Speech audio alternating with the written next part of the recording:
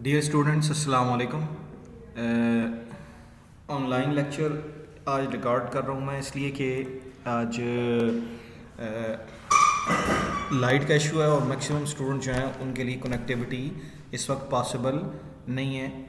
तो इसलिए आज मैं ऑनलाइन लेक्चर रिकॉर्ड कर रहा हूँ और ये लेक्चर जो है ये हमारा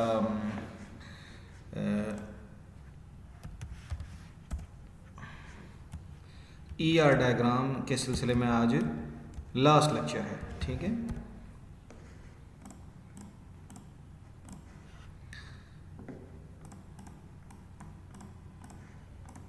ER डायग्राम जो है इसका आज हमारा ये लास्ट लेक्चर है।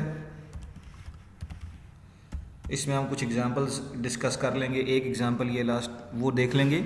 इसके अलावा अगर आपके क्वेश्चंस हैं इसके हवाले से तो वो आप मुझसे पूछ सकते हैं। कल के जो लेक्चर होगा नेक्स्ट लेक्चर उसमें हम इससे आगे के नॉर्मलाइजेशन का टॉपिक पढ़ेंगे। तो हम स्टार्ट करते हैं, इस एग्जांपल को देखते हैं। फर्स्ट ऑफ ऑल ये एग्जांपल जो है इसमें देख लें तो पहले हम देखते हैं एग्जांपल 10। ये ज़रा लेंथी एग्जांपल है। इस एग्जांपल में लिखा हुआ है कि prepare an year diagram for real estate firm that lists property for sale. आपने ईयर डायग्राम बनानी है किसके लिए? एक रियल एस्टेट फर्म के लिए बनानी है। ठीक है। And also prepare a definition of each entity type, attribute and relationship. यानी ये सब कुछ आपने उसके अंदर लिखना है। अब इसके अब जो डायग्राम है वो स्टार्ट हो रही है। तो डेफिनेशन वगैरह ये जो है वो बतानी है कि ये क्या होती हैं। वो कोई इतनी मसला नहीं है, आप डायग्राम बना दें वो भी काफ़ी है। डेफिनेशन का मतलब है एंटिटी टाइप की डेफिनेशन बताएगी, एंटिटी टाइप क्या होती है, एट्रीब्यूट क्या होती है, रिलेशनशिप क्या होता है। ये आप डेफिनेशंस पहले पढ़ चुके हैं, या आप इस चैप्टर के शुरू में देख लें, आपको ये डेफिनेशन इन तीनों टॉपिक्स की मिल जाएंगी, एंटिटी टाइप की भी, एट्रीब्यूट की भी और रिलेशनशिप इसकी आपको जो है ना वो मिल जाएंगी। यहाँ एंटिटी टाइप भी, एट्रीब्यूट भी, रिलेशनशिप भी। अब इसमें आते हैं, the firm has a number of sales offices in several states. ये इसमें कोई वर्ब इस्तेमाल नहीं हुआ, इसमें जस्ट इन्फॉर्मेशन है कि कंपनी जो है या जो फर्म है इसके मुख्तलिफ शहरों के अंदर बहुत सारे सेल्स ऑफिस हैं। ठीक है, इसके यानी बहुत सारी इसके ब्रांचेज हैं। Attributes of sales office include, यानी आपने इसने ये बता दिया कि सेल्स ऑफिस को आपने क्या बनाना है, एंटिटी बनाना है। तो मैं पेंट ओपन कर लेता हूँ यहाँ पे आसानी की खातिर, और इसमें एक तो बन गए जी ये हमारे पास सेल्स ऑफिस।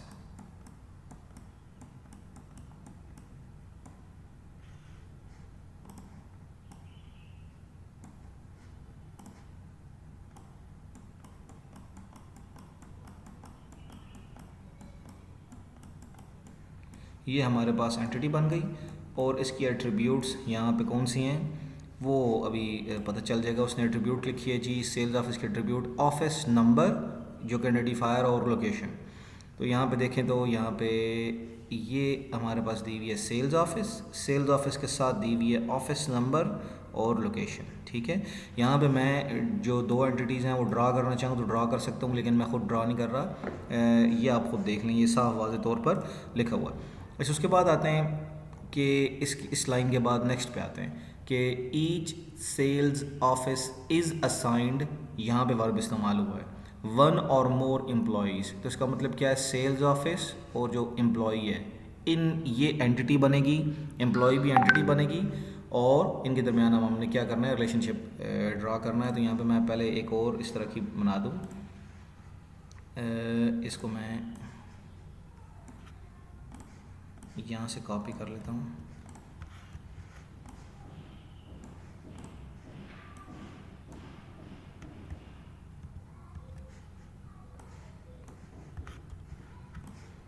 और यहाँ पे हम बना लेते हैं, इसको हम कह देते हैं एम्प्लॉयज़। ये मैं यहाँ पे रब करके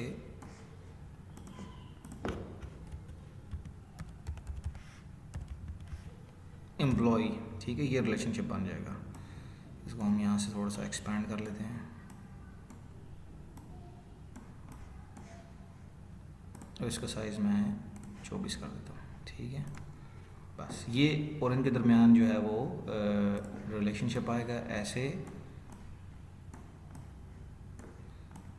और इस जगह पे क्या लिखा जाएगा, यहाँ पे लिखा जाएगा असाइंड।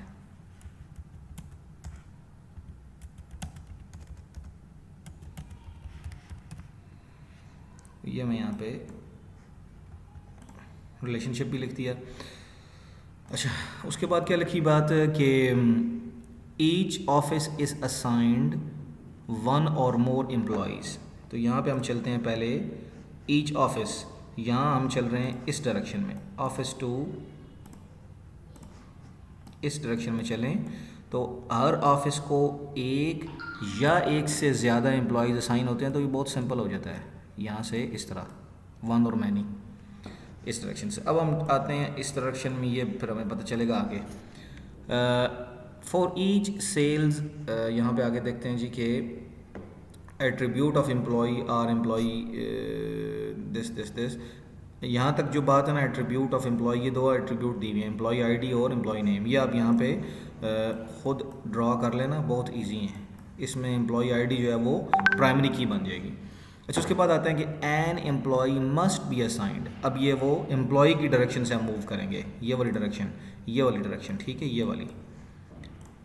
इसके बारे में बता रहा है कि एन एम्प्लॉई, एक employee must be assigned to only one sales office.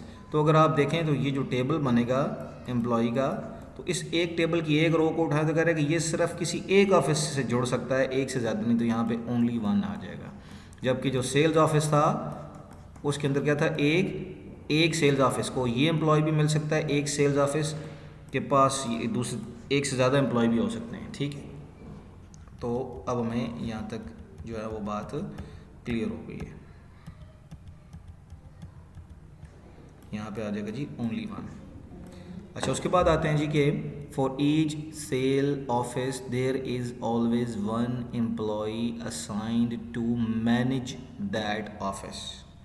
For each sale office there is always an employee assigned to manage that office. An employee may manage only the sales office to which she is assigned.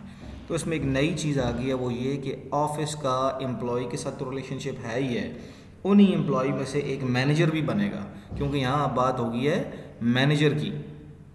तो अब यहाँ पे एक तो ये relation आ गया पहले ये वाला, अब हम दूसरा भी बनाएंगे मैनेजर्स वाला भी, ठीक है।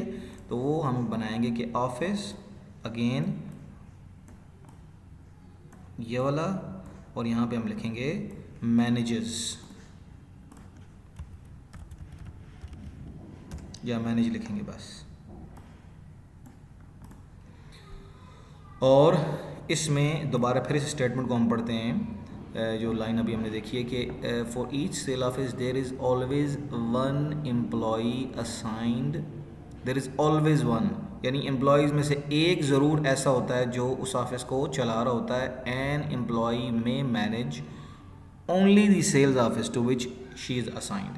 तो पहले हम इस डायरेक्शन से चलते हैं, यहाँ से सेल्स ऑफिस से एम्प्लॉय की तरफ। तो यहाँ दोबारा फिर स्टेटमेंट को पढ़ रहे हैं कि for each sale office there is always one employee, हमेशा एक एम्प्लॉई असाइन ज़रूर होता है इस ऑफिस को, यानी सेल्स ऑफिस का एक मैनेजर ज़रूर होगा, ठीक है। एक एम्प्लॉई ज़रूर ऐसा होगा जो उसको मैनेज कर रहा होगा, कम से कम मतलब एक ज़रूर होगा, मैनेजर एक ज़रूर होगा। तो हम यहाँ पे एक लगा देते हैं, इससे ज़्यादा ओनली वन आएगा या मैनी वाला आएगा, उसको हम बाद में देखते हैं। कि एक का हमें पता चल गया, ऑलवेज वन, हमेशा एक एम्प्लॉई, हमेशा वाला लफ्ज़, अब इसमें हमें थोड़ा सा ये देखना पड़ेगा कि ये ओनली वन के मानों में आ रहा है या वन और मैनी के मानों में आ रहा है। और उसके बाद देखते हैं एन एम्प्लॉई, एक एम्प्लॉई मे मैनेज, यहाँ मे का लफ्ज़ फिर गैर यकीनी सूरत हाल कि may manage only the sales office to which she is assign. तो यहाँ पे ये जो पहले बात हुई थी कि इसमें an for each sale office there is always one employee, कि इस डायरेक्शन में मूव किया। दोबारा फिर देख लेते हैं कि ये हमारे पास सेल ऑफिस है, ये इसके रोज़ दी हुई हैं। दूसरा हमारे पास जो है वो एम्प्लॉई वाला टेबल है और इसके अंदर ये रो दी हुई है। तो अब हम देखते हैं, ये कह रहा है जी कि an each sale office there is always one employee. अगर इस रो को उठाएं, ये एक ऑफिस का एक रो है, ये एक ऑफिस है, तो इसके लिए हमेशा एक मैनेजर ज़रूर होगा, there is always one assigned to manage. तो इसका मतलब है कि ये रो खाली नहीं होगी। सेल्स ऑफिस के लिए हमेशा सेल ऑफिस में ज़रूर एक, और ये ओनली वन में मानों में आएगा कि एम्प्लॉई, ये जो सेल्स ऑफिस है उसकी एक रो, या हम गलत डायरेक्शन में जा रहे हैं, ये मैंने ये इधर नहीं बनानी थी, मुझे ये इधर बनानी चाहिए थी कि सेल्स ऑफिस है तो उसके लिए ऑलवेज वन, एक मैनेजर होगा, हमेशा एक मैनेजर ज़रूर होगा। तो ये ऑलवेज वन का मतलब है ओनली वन। ठीक है, यहाँ कंफर्म भी कर लेते हैं कि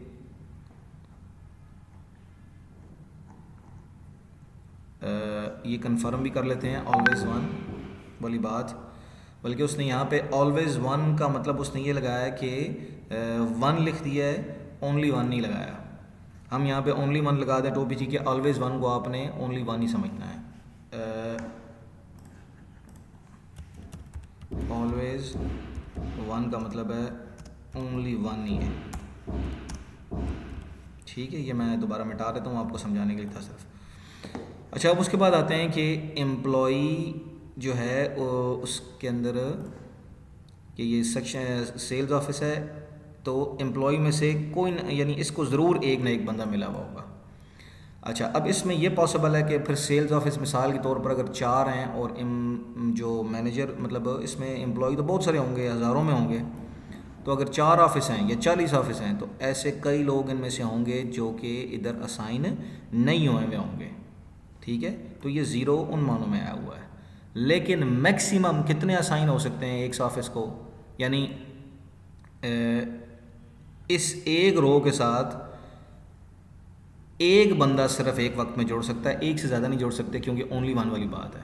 लेकिन इसके अंदर कोई ऐसे भी होंगे जो कि मतलब एम्प्लॉय तो हैं लेकिन मैनेजर नहीं बन सके।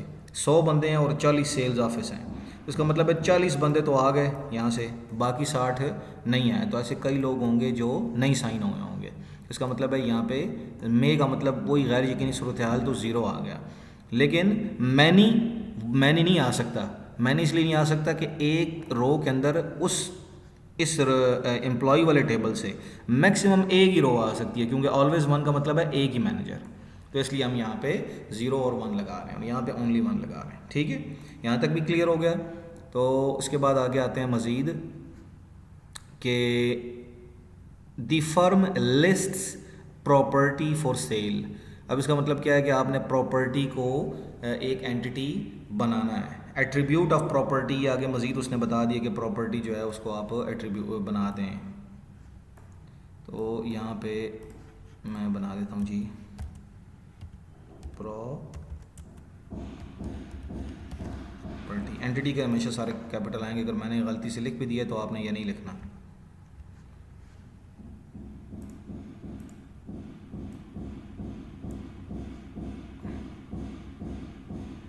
अच्छा, उसके बाद आते हैं इस बारे में कि firm lists property for sale. तो ये रिलेशनशिप बनेगा फर्म या सेल्स ऑफिस उसके दरमियान बनेगा।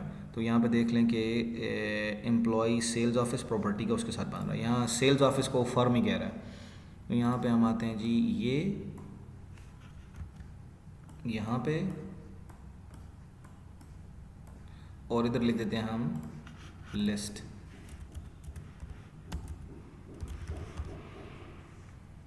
ठीक हो गया। अब आगे मज़ीद इसकी डिटेल में जाते हैं कि लिस्ट में आगे क्या बात होगी। तो यहाँ पे लिखा हुआ है जी कि the firm lists property for sale attribute of property. वो आप यहाँ पे ख़ुद लिख लें कि जो बन रही होंगी, यहाँ पे उसने साथ दी हुई हैं, 2 ही बताई हुई हैं, वो आप 2 यहाँ पे ख़ुद लिख लेना। अच्छा, उसके बाद आते हैं कि कंपोनेंट्स ऑफ लोकेशन। अब इसमें मज़ीद आगे देखें, एक चीज़ नहीं है, property ID and location. Components of location include address, city, state and zip code. इसका मतलब क्या है कि जो यहाँ पे आप लिखेंगे इस जगह पे लोकेशन, तो ये कौन सी है जी, मल्टी वैल्यूड एट्रीब्यूट। ऐसे मज़ीद आगे आप 4 और लिंक निकालेंगे जिसमें जिप कोड आ जाएगा, स्टेट आ जाएगी। तो ये मल्टी वैल्यूड एट्रीब्यूट है। ठीक है, साथ इसलिए उसने वाज़े तौर पर लिख दिया कि लोकेशन के अंदर मज़ीद ये आ रही हैं। अच्छा, each unit of property must be listed with only one of the sales office.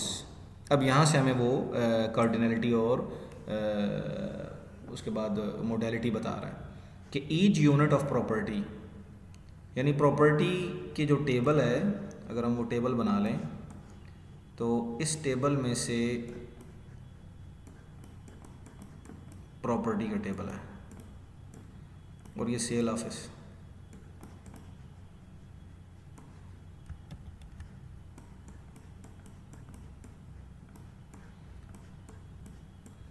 अब इस ऑफिस इस एक रो की बात हो रही है। ये जो एक रो है मतलब प्रॉपर्टी का एक यूनिट, मतलब उसकी एक रो किसी एक सेल्स ऑफिस में ही जा सकती है। मतलब ऐसे नहीं हो सकता कि पिंडी, लाहौर, इस्लामाबाद ये 3 ऑफिस है तो तीनों में ये प्रॉपर्टी जो किसी एक शहर के अंदर है, मिसाल तौर पर आपके पास अटक में कोई प्लॉट है जो आप सेल करना चाह रहे हैं, तो अटक में तो बहुत सारे प्लॉट हैं। अब जो प्लॉट मिसाल के तौर पर पीपल्स कॉलोनी में है वो ये वाला है, तो ये अगर इस्लामाबाद में आ गया, यहाँ पे ISD लिख देता हूँ मैं, तो फिर ये इस्लामाबाद के अलावा किसी और जगह लिस्ट नहीं हो सकता। फिर लाहौर वालों के पास अटक का कोई प्लॉट आएगा तो वो ये वाला नहीं होगा, कोई और होंगे, ये नहीं आ सकता। तो इसका मतलब क्या है कि ये रो किसी एक के साथ ही जुड़ सकती है। तो प्रॉपर्टी टू दिस, तो ये अब हमारे पास 1 आ गया, ठीक है, और ये ओनली 1 ही बन सकता है। अब जो सेल्स ऑफिस है उसका मतलब क्या है, वो सेल्स ऑफिस जो है वो क्या कर सकता है, इसके बारे में मज़ीद देखते हैं कि each unit of property and sales office may have, यहाँ गैर यकीनी सूरत हाल है, may have any number of properties listed. यानी इसका मतलब क्या है कि ये वाली प्रॉपर्टी इसमें लिस्ट हुई हुई है और अब इस ऑफिस में आए, तो इस ऑफिस का मतलब क्या है कि इस एक रो को देखें तो इस एक रो में ये वाली भी होगी, ये वाली भी हो सकती है, ये वाली भी हो सकती है, यानी ये 3 इसमें मौजूद हैं। अब ये जो 3 इसमें आ गई हैं ये किसी और में नहीं आएंगी। बात समझ रहे हैं? यानी ऑफिस के पास 4 प्रॉपर्टी इस वक्त मौजूद हैं और ये जो 4 प्रॉपर्टी हैं ये इनके पास आ गई हैं। अब ये 4 प्रॉपर्टीज़ किसी और के पास नहीं आएंगी। तो अगर हम इस टेबल के अंदर से किसी एक रो को देखें तो वो तो किसी एक के साथ ही जुड़ रही है, यानी ये रो सिर्फ यहीं आ रही है। लेकिन इसको देखें, इस सेल्स ऑफिस को, तो इसके पास 4 4 5 5 10 10 प्रॉपर्टीज़ आ रही हैं। वो जो 10 प्रॉपर्टीज़ इसके पास आई हैं वो किसी और के पास लिस्ट नहीं होंगी। तो इसका मतलब है मे हैव की वजह से हमने लगा दी 0 और मे हैव एनी नंबर। तो एनी नंबर का मतलब है कि मैनी के मानों में आती है, तो एनी नंबर भी मैनी के मानों में, इसलिए हमने यहाँ पे ये लगा दी। अब आते हैं इसके बाद मज़ीद आगे कि आखिरी है each unit of property has 1 और मोर ओनर्स। अब यहाँ पे हैज़ और ओनर की बात आई है, इसमें अब प्रॉपर्टी के उस मानों में आएगा, ये प्रॉपर्टी से इसका ताल्लुक़ बनेगा ओनर का। तो हम यहाँ पे टेबल से मैं बना देता हूँ, ये हमारी लास्ट एंटिटी है ओनर, ठीक है। इसमें आप इसको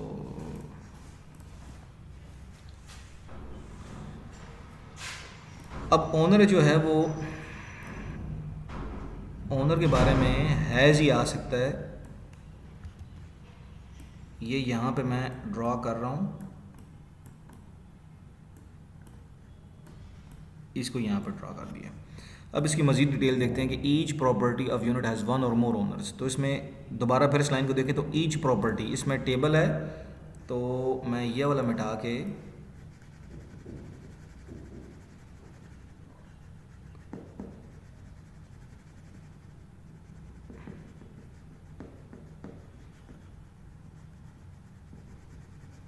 दोबारा फिर ये बना देता हूँ कि हमारे पास एक प्रॉपर्टी का टेबल हो गया,